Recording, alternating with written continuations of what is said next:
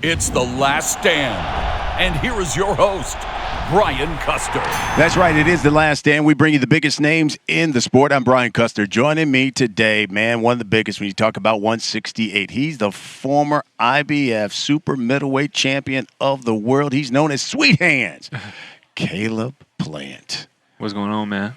It's finally here now. Yep. I mean, you, Benavidez, pay-per-view. I remember when we were sitting here and we were talking about Canelo, and you was like, yo, this is the biggest fight of my life. What is Caleb Plant versus David Benavidez? Well, it's not bigger than fighting Canelo.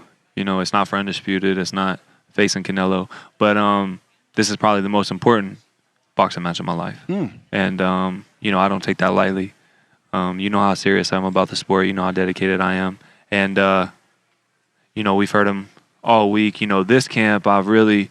And, you know, this camp, but, you know, I haven't waited till the big moment for me to put my all in and for me to be fully motivated or fully dedicated or disciplined. You know, I've been doing that my whole life. I've been walking that straight line since I was a little kid. And so that way when these big moments come, you know, I can become successful in them. And that's how I feel about Saturday. You said most important. What makes it important? Is it because of the intense, let's say, feud that you guys have had over the years? Well, this is number one versus number two. And, you know, a lot of times we don't get that, especially in this era. And then the winner moving on to be able to be the WBC mandatory, which would put me in line to fight for undisputed once again. You know, how many times does a fighter get to fight for undisputed once in their life, you know, for all the belts to come together at once, much less, you know, twice in, you know, just 2 years. So I don't take that lightly. And, again, I've worked really hard for this. This is a big fight.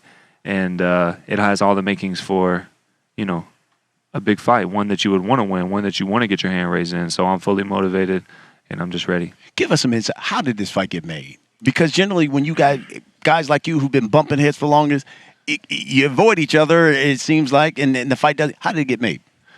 Well, me and my team, we reached out to Samson, his promoter, a while back, a couple years ago, and you know, there's even a video of him talking to, I think his name is Fred, saying, you know, that fight doesn't need to happen yet. It needs to wait. It needs to simmer. It needs to marinate and get made bigger. And so I'm like, me and my team like, okay, cool. So we move forward with my mandatories. All of a sudden he loses his belt for a second time. Then he comes, you know, oh, I want to fight. Well, now I got the Canelo fight on the line. So why would I risk everything that comes with that fight to fight someone who might not even show up on weight? Or, you know, they might test positive for cocaine or who knows what. And so then we're like, no, I'm busy. And, you know, at that point, oh, he's scared. But when me and mine was trying to make the fight, you know, they were singing a different tune. Obviously, everything that happened with Canelo, it went how it went. And I said, hey, give me the biggest fight that you can coming off of a loss. I know that it may not be the biggest fight out there, but give me the biggest fight that you can. They said two-time former world champ Anthony Durrell. And he's ranked high enough in the WBC. He'll be a WBC title eliminator.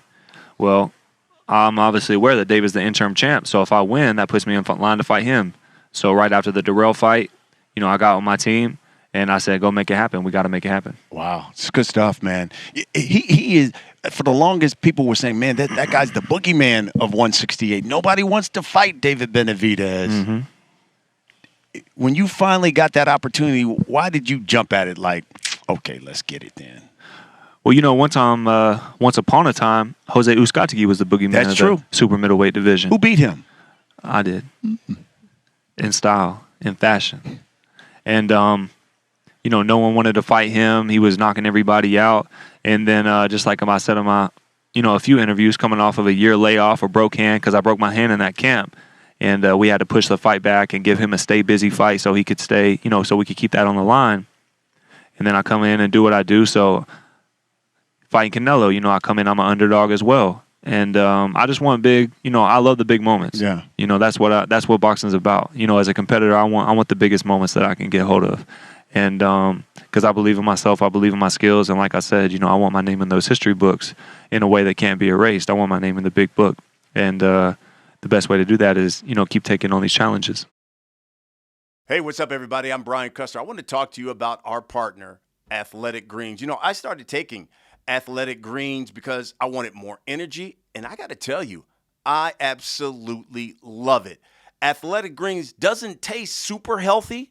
It's kind of mild, has that tropical taste, but I actually look forward to having it every single morning. So what is this stuff? Well, 1 scoop of delicious Athletic Greens, you're absorbing 75 high-quality vitamins, minerals, whole foods, superfoods, probiotics, and adaptogens to help start your day right. And it contains less than 1 gram of sugar, no GMOs, no nasty chemicals, or artificial anything, while still tasting good. And listen, it helps support better sleep quality for you, recovery, and it supports mental clarity and alertness is what I love about it. You know, AG1 is a small micro habit with big benefits. And it's one thing you can do every single day to take care of yourself. And it's lifestyle friendly. So whether you're keto, vegan, paleo, dairy-free, or gluten-free, Athletic Greens is for you. And it costs you less than $3 a day. So you're investing really in your health, and it's cheaper than that cold brew habit that you may have. So additionally, for every purchase, Athletic Greens is going to donate to organizations, help to get nutritious foods to kids all across the country who are in need, including No Kid Hungry, which is right here in the U.S. By the way, 2 years ago in 2020, Athletic Greens donated over $1.2 million to meals to kids. Now, it is the time to reclaim your health, folks. And all you got to do is arm your immune system with a convenient daily nutritional supplement. And listen, once we get into that cold flu season, this is something that you need, because just 1 scoop of water every day with Athletic Greens, and there's no need for the million of different pills or supplements to look out for your health. All you're going to need is Athletic Greens. And to make it easy, Athletic Greens wants to give you free a 1-year supply of immune-supporting vitamin D and 5 free travel packs with your first purchase. And all you got to do is visit athleticgreens.com/laststand. Again, athleticgreens.com/laststand. Athletic Greens. Take ownership of your health and pick up the ultimate daily nutritional insurance. Everyone, and when I hear people talk about this fight, especially on the Benavidez side, they'll say, man, he's just going to wear him down. He's going to wear Caleb Plant down in later rounds and then take him out. Yep. What do you say to that? Good luck. Good luck. He's supposed to say that. You know, that's what he's supposed to say. So Saturday night, we're going to find out. He's had so much animosity towards you. I'm going to break his jaw. I'm going to do this. I'm going to do that. You've kind of like been even keeled. Has there been a method to the madness? Really, that just kind of falls in line with my personality. Yeah. I mean, it's not like I'm not going to talk my shit. It's not like I'm not going to say what I want to say. You do it on a sneak tip too. Is there a method? Because you do it like really. Even at the press conference, you walked up with the phone like, "My name is Caleb Plant. I'm." It was pretty funny. I wasn't even trying to laugh because I was like, "Do not laugh." Come on, man, bust crack a smile right quick. Is there a method to your madness? The way you try to play the mind games? I'm just being me. Yeah. You know, I'm just being me. I'm just you know, again, I'm going to talk my shit. I'm going to get out what I got to say. But unlike him, you know, I don't feel like getting in no shouting contest with some dumbass, you know. And it's like for him, if I don't get into some shouting contest, oh, he's a bitch, he's a pussy, you know, if I don't say that back, well, now I'm scared and, you know, all this and that. But I'm not a spectacle, you know, for us to just stand up there and yell back and forth at each other so all the rest of you at home can laugh and smile. You know, that's not my style. I'm not going to do that.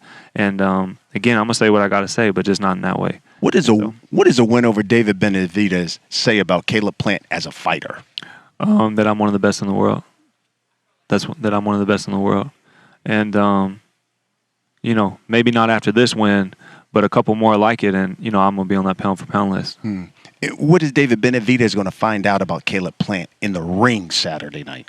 He's going to find out, like I told him up there, I'm not some blown-up 154-pounder. I'm not some blown-up 160-pounder on a 2-week notice, a 3-week notice. I'm a full-fledged super middleweight. I'm one of the best in the world, and he will find out Saturday night. Yeah. You know, after a victory, you know, obviously you want Canelo, who doesn't. But could you see, like, a Charlo fight? for Caleb Plant in the future? I would love that fight. Right now, I'm fully focused on Saturday, though. Mm-hmm. But Charlo, any of them. But right now, I'm only focused on the fight in front of me. I don't care about fighting anyone else. I don't care about fighting Canelo or Charlo or anybody. All I care about is Saturday. What did you see when you guys finally had a little face-off? What did you see when you looked in his eyes? He looking a little thin, a little sucked in. And, again, he's wanted to be sure and let someone know that we both know, hey, tell your boy I'm already on weight. But, again, you don't get bragging rights for showing up on weight. So that's something big for him. So that's why he's bragging about it. But, as a professional, that's just part of your job. And in the ring, be boxing analyst for us. What's the key in a fight like this? When you got supposedly a puncher and a guy who throws a lot of punches, and then you got a supreme boxer who can also bang as well, like yourself. What's the difference in a fight like this? The 3 keys to winning. Give them to me. Be myself. That's it. That's it. That's it.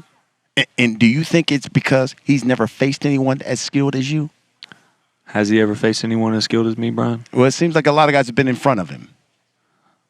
Has he ever faced someone as skilled as me, Brian? No, I mean, I'll be honest. He hasn't. No, not even close. Yeah. Not even close. Darrell's the best fighter he's ever faced. And, Darrell didn't win 10 seconds in a row against me. He didn't outland me in, I don't think, any round. And he's supposed to be this big puncher and, offensive fighter, Darrell. Darrell didn't hit hard. And, offensively, he was never able to become successful and hold any type of momentum for any length of time. And when he fought Darrell, a lot of those rounds were toss-up rounds early on. Darrell won a lot of those early rounds. Darrell couldn't win 10 seconds in a row against me. And then I reached in and snatched his soul out of his chest. Will we see this Saturday night? I don't know. I didn't have anything planned for that fight. I don't have anything planned for this fight. I'm just in there doing my thing. Yeah. Lastly, for the people here, let them know about Caleb Plant and what they are going to find out about Caleb Plant as a fighter after Saturday night. If you don't already know, you're just going to find out on Saturday that I'm the real deal. One of the best in the world. One of the best in the world. That's it. That's why they call him Sweet Hands, huh? That's why he calls Sweet Hands. Oh, I didn't ask you this. Real quick. Bread Man. You said, is there one thing, if you can enlighten the people, give me one thing that Bread Man has added to your toolbox. Well, he's added a lot of things to my toolbox. And, at this level, just tweaking little things can make a big difference. Yeah. And so I won't go into any detail on anything that he's added to my toolbox, but what I will say is that Breadman, he's a great leader. And that's what a great team needs, is a great leader. And between him and my dad being great leaders, that's going to equal up to a great team. And so I appreciate Breadman for all he's done, leaving his family to come work with me. He knows that I'm not here to waste his time and that I'm here to work hard just like he wants me to. And I just appreciate him being a good leader. Tank Ryan, who wins that fight? I got Tank. He's one of my favorite fighters. I've known him for a long time. Him and Coach Calvin, got a lot of love and respect for him. And that's my guy, Tank. Not only am I rooting for him, but I believe he's going to get him up out of there. My man, I always appreciate you. Yes, sir. Always appreciate you. Folks, that's what we do here on The Last Stand. We bring you the biggest names in the sport. And at 168, this guy's right here at the top, Caleb Sweet Hands Plant. Thanks for watching, everybody. We'll see you again next week.